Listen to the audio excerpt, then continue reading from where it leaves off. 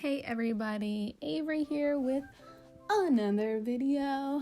Today I'm going to show you the process of making the second custom stamp that somebody ordered. So I'm going to go a little bit more into the design later when I'm carving the stamp because that's the longest process or part of the process. So I first want to explain what I'm doing right here. So this is the sketch that I sent to the person who ordered the stamp, and she gave me the thumbs up to go ahead. So I'm actually tracing it over with it's a black wing pencil, and I'm using this because the graphite is a lot more pigmented. It's a lot darker, a lot richer. As you can see, as I'm tracing over all these areas, they're significantly darker. I like to sketch in the light color because it's easy to erase.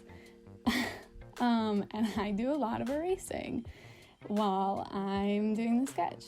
But in order to transfer it to the stamp block, which is what I'm doing here, it's a lot easier if the graphite is really rich and pigmented. It shows up a lot better on the stamp block. But as you can see, it's still, even with the dark pencil, it doesn't show up super well, so I still have to end up tracing it again on the stamp block in order to be able to see it. But it's nice to at least have the guidelines, because I can then trace it pretty quickly. And I don't have to trace every part. There's no way I would trace every part, because I do have the sketch right above it as reference to see, in some of the flowers, they get kind of blobby, so I can look at the sketch and see what they're supposed to look like instead of little blobs.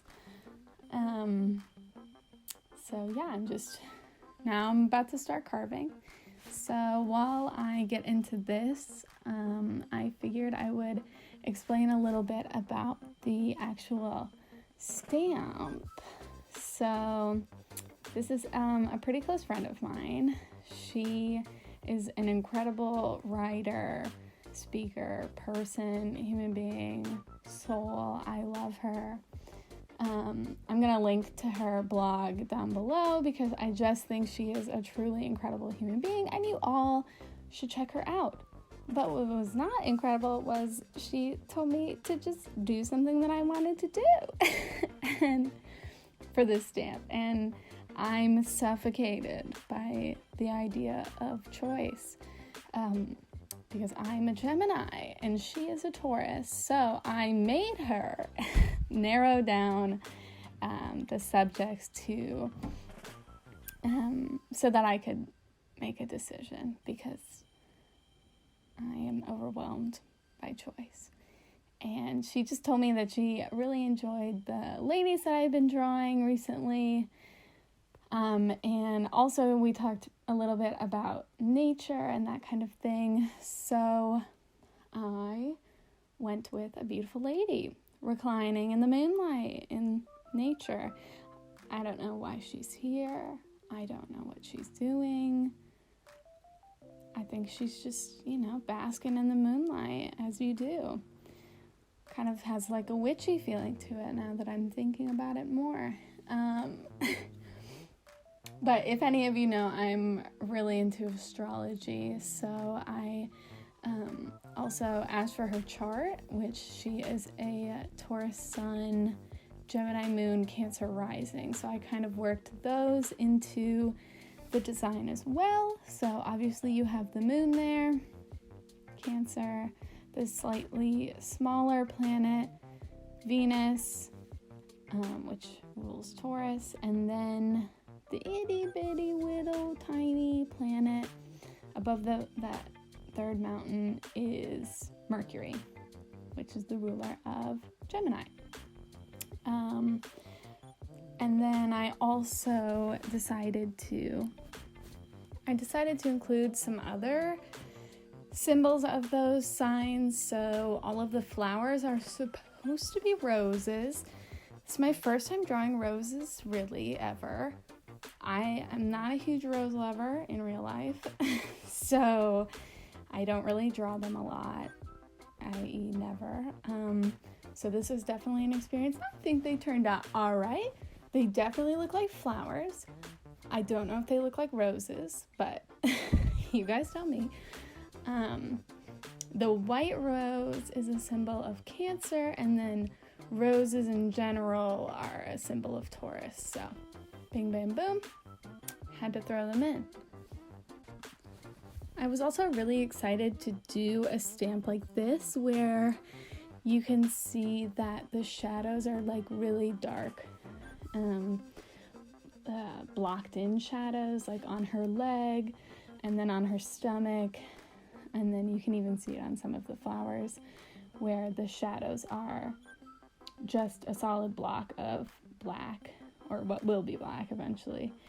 I was really excited to do this because I participated in Inktober in 2018. If you saw my last video about the pen pal letter that I sent to Ayana, you would have seen that I sent her one of my Inktober zines. And when I did Inktober in 2018, I actually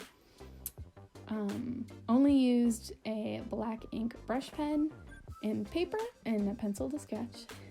And so I spent the whole month figuring out how best to shade with just black ink, because I really did not have a ton of experience working with black ink brush pens, particularly brush pens. I had really only ever used them for brush lettering, so it was definitely a challenge to figure out how to use brush pens like that and how to shade, because I cannot hatch or cross hatch to save my life. I used to be able to. I've seen artwork that I did in high school and middle school where there's cross hatching and dots or stippling, I suppose it's called. And I've used all these different shading techniques and they look really good. And I'm like, damn, when I was 13, I was really good at cross hatching. But in my zine, I was trying to hatch and cross hatch, and I just think it was turning out terribly. So with this one, I kind of ran with the block shadow, the cell shading, I guess it's called, because I just thought that it would turn out nicer. So, and I'm actually really, really pleased with how this stamp ends up turning out at the end of the day. I have been so grateful for the custom orders that people have placed recently, because I don't know if you can tell, but carving a stamp is super methodical and super meditative, and so being able to do it for other people and getting to explore their ideas and make things come to life that they really want to see has been super fun and a joy for me throughout this whole situation that's going on right now, obviously. But beyond the thing that's impacting everyone, I have a lot of stuff happening in my life too. I'm about to move out to an apartment with my boyfriend out of my parents' house. I'm sure they're thrilled about that.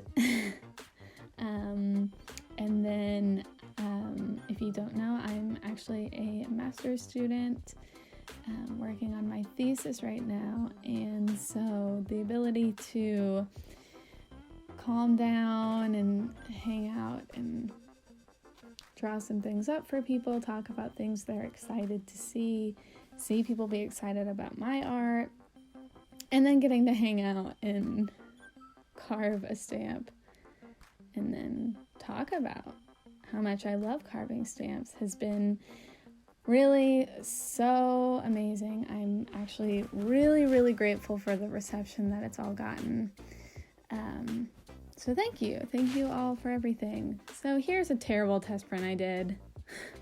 I used this really bad kind of dry ink pad, and I was annoyed with it, but it did, even though the print turned out terribly. It still showed me places that I had missed in the carving, because even when it looks like I've carved everything out, sometimes you just don't carve deep enough, or when you're carving you miss a little strip. So that's what I'm doing now. I'm cleaning up this lovely little lady, so that when I stamp the tote for my friend, it will be beautiful, and when she receives it and wants to use it, it will be beautiful as well there. So I kind of really enjoy this part. I think it's fun going through and finding all the little tiny dots and little lines of ink that I need to carve out. It's kind of like, what were those called? Like a I Spy.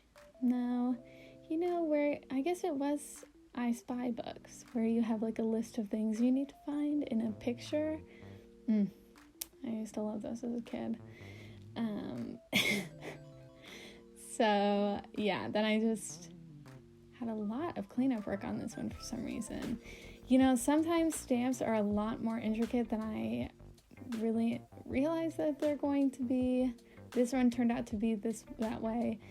Faces can be a little intimidating, especially on the scale that I did this one. But I think it turned out great. I ended up using my ink that I used to print shirts and stuff so that I could get a much better print out of it. And there I am, just fixing up her eye, which was a little thick for my liking. And then, yeah. After I finished polishing it all up, getting all those final itty bitty bits, there's the final stamp. Seriously, this one was so much fun to work on. I really, really enjoyed it, and I hope that she enjoys it as well. Thanks for watching.